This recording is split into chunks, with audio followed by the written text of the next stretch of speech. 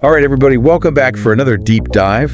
You know how this works. I do. We're diving into some raw source material today. Yeah, it's a catchy one. Yeah. But it's good stuff, and it's all about perceptions of character. Yeah. What makes a good person, what makes a bad person. Interesting. But even more interesting is how those perceptions can change from one culture to the next. Yeah. And I think this is something that's more and more relevant these days as the world gets smaller and smaller. For sure. You know, and we're all interacting with people from all over the place. So, right. So what is this video telling us about good and bad character traits? So the big idea is that our cultures really shape how we see those traits, like what we consider good or bad. Right. And they use this really interesting example of a peaceful tribe. Okay, a peaceful tribe. Yeah. So for them, avoiding confrontation that's seen as strength, it's actually a key part of how they keep their society harmonious. They even go so far as to suppress ideas that could lead to conflict.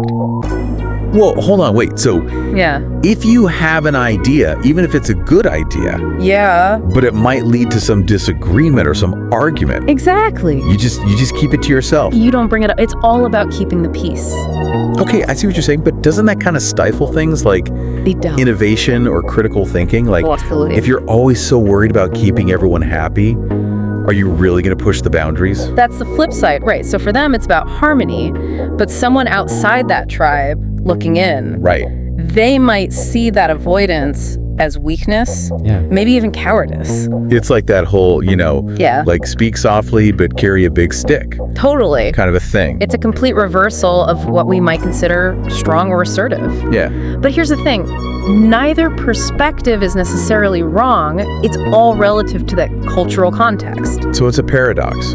It is. What's good for the tribe might be seen as bad somewhere else. Yeah. And this makes me think, how often are we out there misjudging people from other cultures just because we're applying our own standards to them? All the time. I'd say it happens more than we realize. Yeah. And it can lead to all sorts of misunderstandings. Sure. Think about something as simple as punctuality. Okay. In some cultures, being on time, that's like the ultimate sign of respect, right? Right. But in others, it's way more relaxed. Yeah. Like imagine showing up right on time for a casual dinner party in a culture where that's seen as too eager. Oh, yeah. You might completely offend your host without even realizing it. Oh, I've totally been there. Yeah. I was traveling in I don't know if I should say the country, Sure. but I was traveling in this country where indirect communication was like the norm. Okay. And I'm so used to just saying what's on my mind. Right. And I realized pretty quickly that I was coming across as rude Yeah.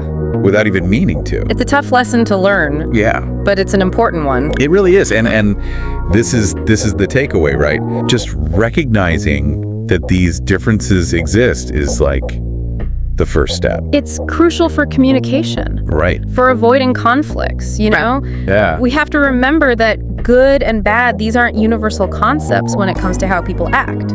Right. And we've been talking about things like punctuality, Yeah. communication styles, but But it goes deeper than that. it goes way deeper. What about things like humility or assertiveness? Yeah. Those can have completely different meanings depending on where you are in the world. Oh, yeah, totally. Like if you're too humble in one culture, it might look like you lack confidence. Right.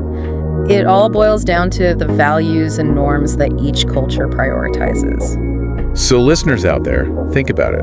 What traits do you value most? And how might those be perceived by someone from a totally different background? It's a question worth asking ourselves. It really is. And to leave you with one final thought, what if a trait that you perceive as negative could actually be a strength in a different context? It's a challenge to step outside our own little boxes and appreciate the diversity of human experience. I like that. That's a great point to ponder. We'd love to hear your thoughts on all of this, and we will see you next time for another deep dive. Until then, Keep exploring. stay curious. Bye. Bye.